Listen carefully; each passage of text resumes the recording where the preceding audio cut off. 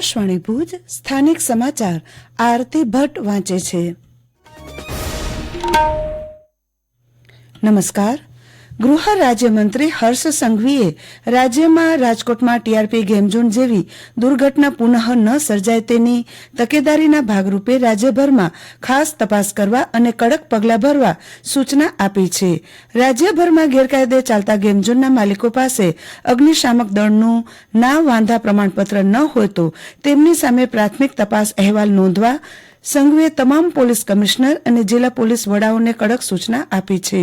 અત્રે ઉલ્લેખનીય છે કે મુખ્યમંત્રી ભૂપેન્દ્ર પટેલના માર્ગદર્શન હેઠળ ગૃહ રાજ્યમંત્રી હર્ષ સંઘવીની અધ્યક્ષતામાં યોજાયેલી આ બેઠકમાં સૂચના આપવામાં આવી છે. ગુજરાત રાજ્ય શિક્ષણ વિભાગ દ્વારા નમો લક્ષ્મી યોજના અંતર્ગત પોર્ટલ લોન્ચ કરવામાં આવ્યું છે, જેમાં ધોરણ 9 થી 12માં અભ્યાસ કરતી તમામ દીકરીઓને આ યોજનાનો લાભ મળશે. 4 વર્ષ દરમિયાન 50,000 રૂપિયાની શિષ્યવૃત્તિ દીકરી અને માતાના સંયુક્ત ખાતામાં જમા થશે.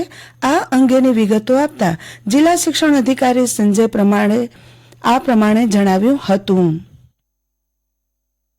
રાજ્ય સરકાર દ્વારા આ વખતે બે મહત્વની યોજનાઓ એ નમો લક્ષ્મી અને નમો સરસ્વતી એ આ વર્ષથી નવા સત્રથી આપણે લાગુ પડશે. અને ખાસ કરીને સરકારી અને ગ્રાન્ટેડ શાળાઓ એના અંદર જો ધોરણ 9ના અંદર કોઈ પણ દીકરી પ્રવેશ મેળવશે, કોઈ પણ પ્રકારની આવક મર્યાદા નથી. એટલે પ્રથમ વર્ષથી જ 10,000 રૂપિયા 9મા ધોરણ માટે, 10મા માટે 10,000 અને 11-12 માટે અને 15,000 એમ કરીને ટોટલ એ 9 ધોરણથી 12 ધોરણ પૂર્ણ કરે એટલે 50,000 રૂપિયાની સહાય એ દરેક વિદ્યાર્થીનીને મળશે. એટલે એને આગળ ભણવા માટે ખૂબ જ કામમાં આવશે. અને આપણે કચ્છ માટે ખરેખર કન્યા શિક્ષણના અંદર આ મહત્વની યોજના ખરેખર સારી કારગર પુરવાર થશે અને કન્યા શિક્ષણના અંદર આપણને ડ્રોપઆઉટ પણ ઘટશે. અચાનક આગ લાગે તો કયા પ્રકારના પગલાં ભરવા અને બચાવ કામગીરી અંગેનું ડેમોન્સ્ટ્રેશન અને મોક ડ્રીલ આકાશવાણી ભુજ ખાતે સ્ટેશન હેડ જયેશ રાવલ, ભરત ચતવાણી અને ટેકનિકલ હેડ નરેશ ટાંકની ઉપસ્થિતિમાં યોજાઈ હતી. ઉપરાંત સ્ટેશનમાં રાખેલા અગ્નિશામન યંત્રો અંગે પણ કર્મચારીઓને માહિતગાર કરવામાં આવ્યા હતા. તજજ્ઞો દ્વારા આકાશવાણી પરિસરમાં આગ લાગે ત્યારે શું પગલાં ભરવા જોઈએ તે અંગેનું જીવંત ડેમોન્સ્ટ્રેશનનું નિદર્શન કરવામાં આવ્યું હતું, જેમાં ફાયર સેફટીના સાધનો અને વિવિધ ટૂલ્સ અંગે માહિતી આપવામાં આવી હતી. આકાશવાણીમાં રાખવામાં આવેલા ફાયર સેફટીના સાધનો પૂરતા પ્રમાણમાં છે તેની પણ ખાતરી કરવામાં આવી હતી.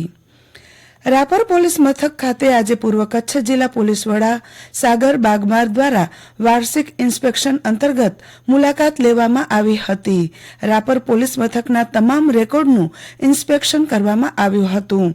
ઉપરાંત પોલીસ પરેડ તથા લોકસંવાદનું પણ આયોજન કરવામાં આવ્યું હતું.